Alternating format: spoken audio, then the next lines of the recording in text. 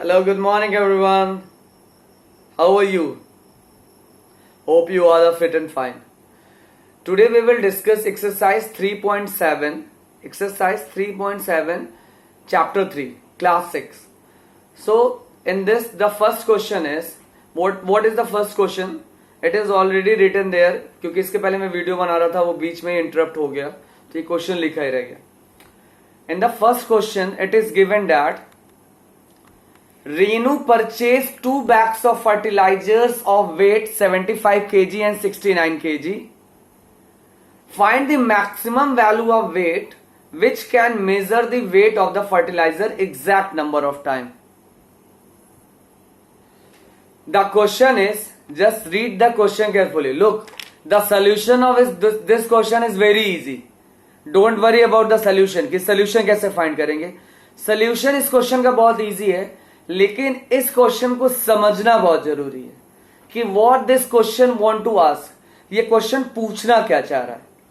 जरा क्वेश्चन ध्यान से पढ़ो. Renu purchase 2 bags of fertilisers of weight 75 kg and 69 kg. Find the maximum value of weight which can measure the weight of the fertiliser exact number of times. तो simple सा तुम्हें यह बताया गया होगा कि इसमें आप एचसीएफ फाइंड कर लीजिए बस, क्योंकि मैक्सिमम लिखा है तो मैक्सिमम लिखा है तो हाईएस्ट कॉमन फैक्टर निकाल लीजिए. लेकिन ये क्वेश्चन पूछ क्या रहा है? मोरल ऑफ द स्टोरी ये है कि तुमको ये क्वेश्चन समझ में आना चाहिए. जरा ध्यान से देखो, ये कह रहा है रेनू ने बैग लिया, 2 बैग खरीदा फर्टिलाइजर का. फर्टिलाइजर खाद को कहते हैं, जो चीजों के जो तुम्हारे पेड़ों में खेतों में डाली जाती है.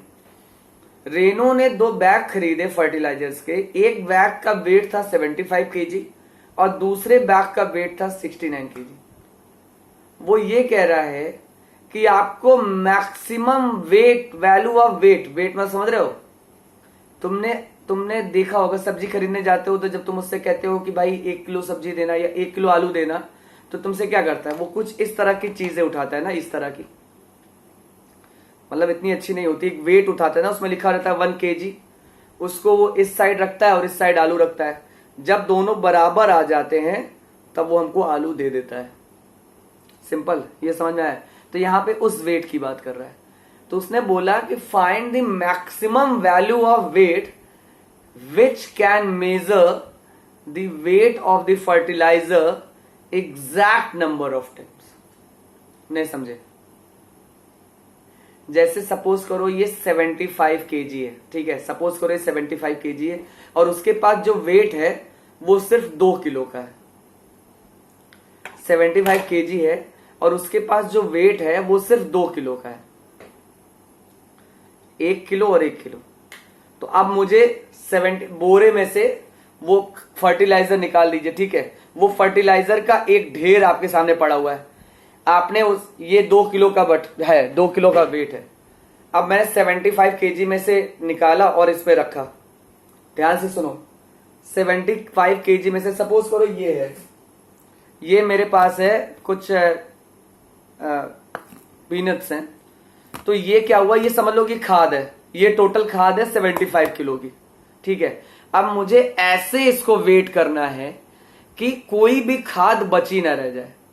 तो अभी 75 kg तो बहुत ज्यादा है, लेकिन मैं मान लेता हूं कि ये 13 kg है, ठीक है, मैं समझाऊंगा. 13 kg है और मेरे पास ये जो वेट है ये सिर्फ 2 kg का है, अलग अलग नहीं है, ये सिर्फ 2 kg का है.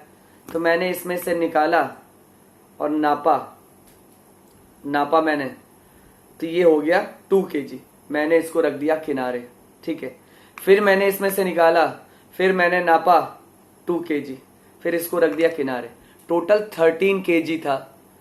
तो मैं 5 टाइम्स मैंने वेट किया, मतलब मैंने 10 किलो इसका वेट कर लिया. फिर 6 टाइम मैंने वेट किया तो टोटल 12 किलो खाद का या 12 किलो पीनट्स का वेट हो गया. लेकिन अब टोटल पीनट्स तो थे 13 किलो और मेरे पास वेट है 2 किलो का.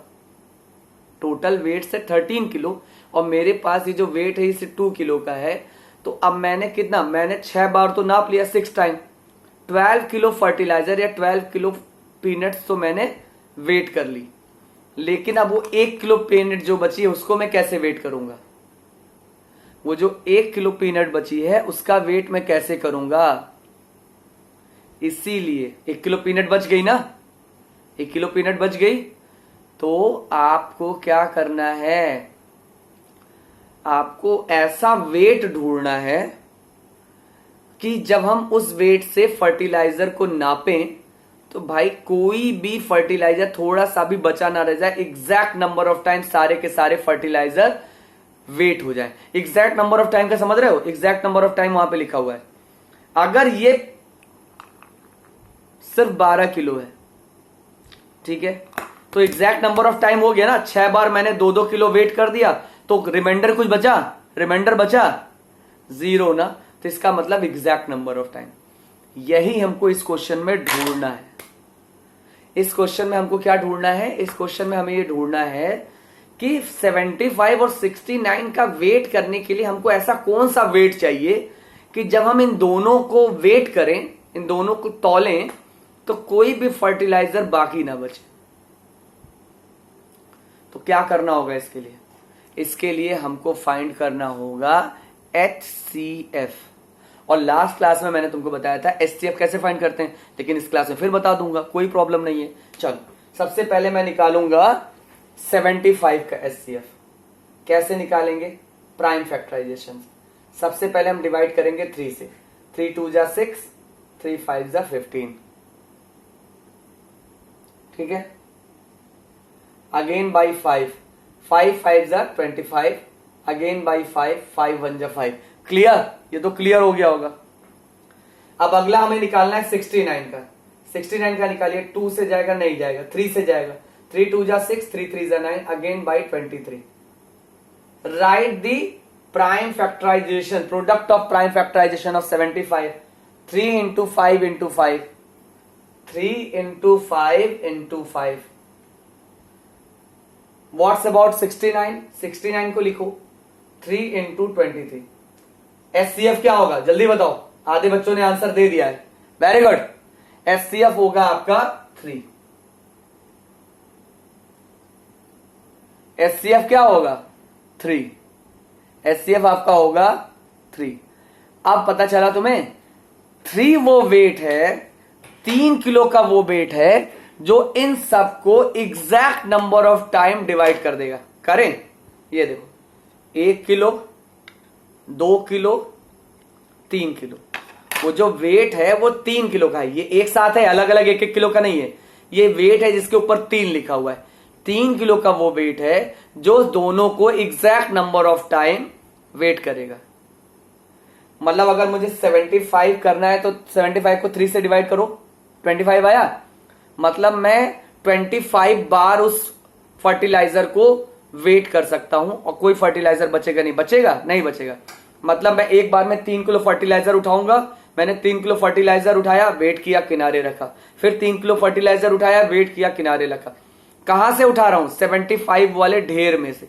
जो 75 का ढेर लगा हुआ है फर्टिलाइजर का, वहां से फिर 3 किलो फर्टिलाइजर उठाया, वेट किया, किनारे रखा। फिर वहां से 3 किलो फर्टिलाइजर उठाया, वेट किया, किनारे रखा।